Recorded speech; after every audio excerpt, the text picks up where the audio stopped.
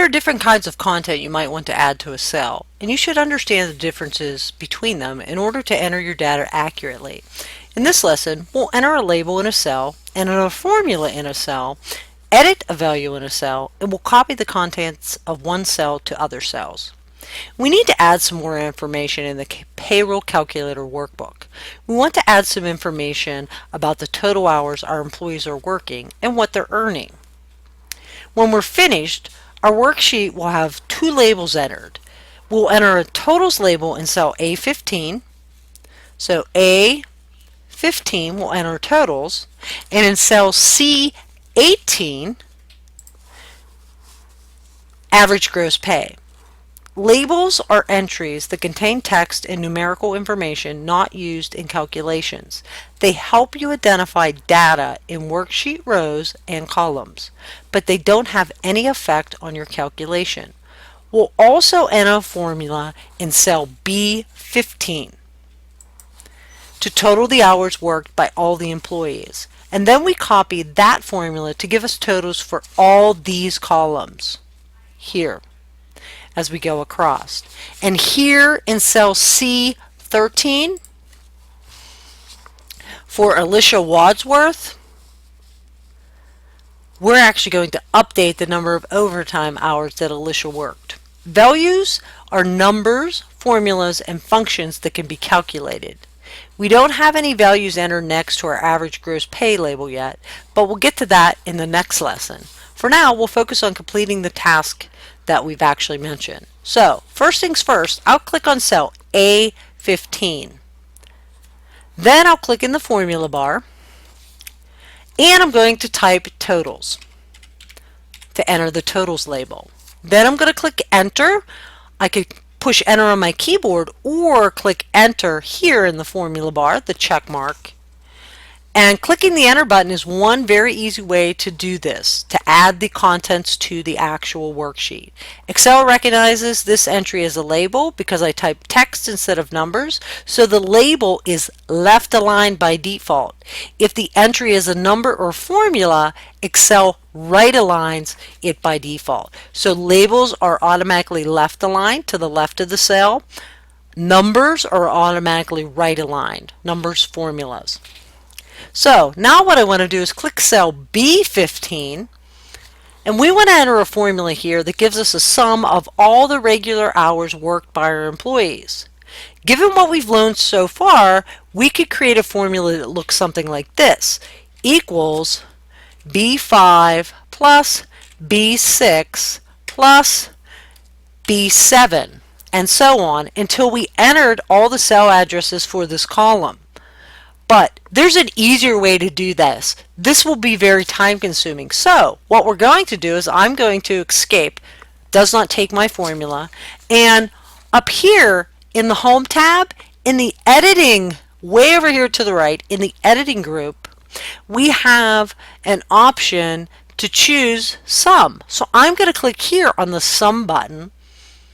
I'll click this button. Excel adds a formula in the formula bar, equals sum B5 through B14.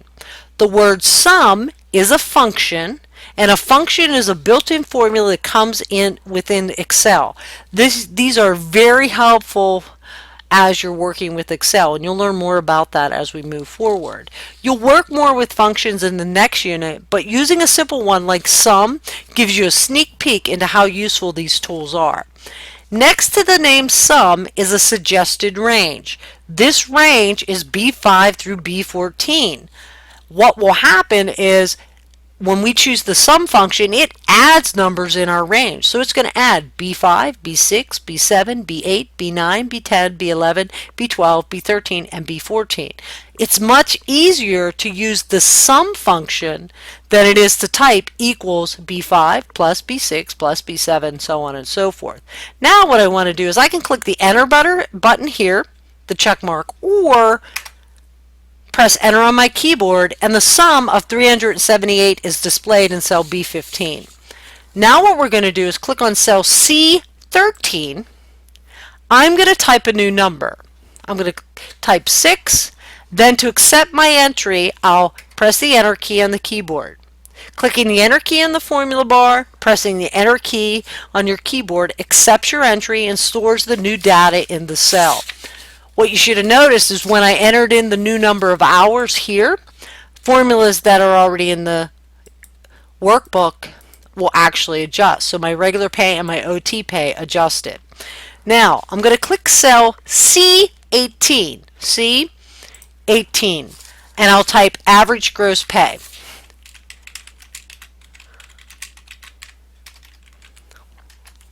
Then I'll click enter to stick the label into the cell.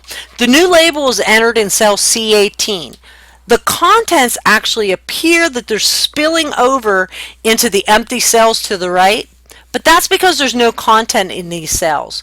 All of the data is actually contained in cell C18. So if we would add data to D18, I'm going to just type in hello.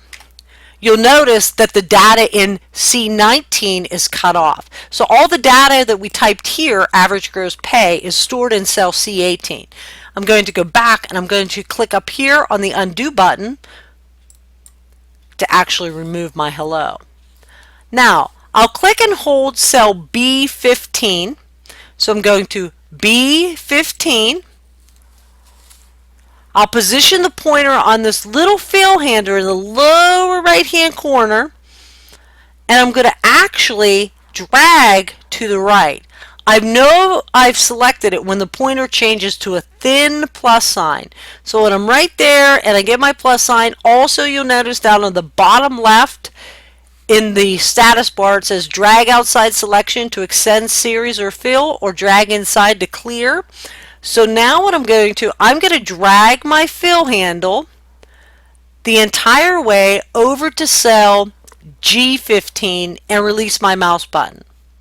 What happened is dragging the fill across the range of cells copies the contents of the first cell into the other cells. So calculated values appear in the selected range.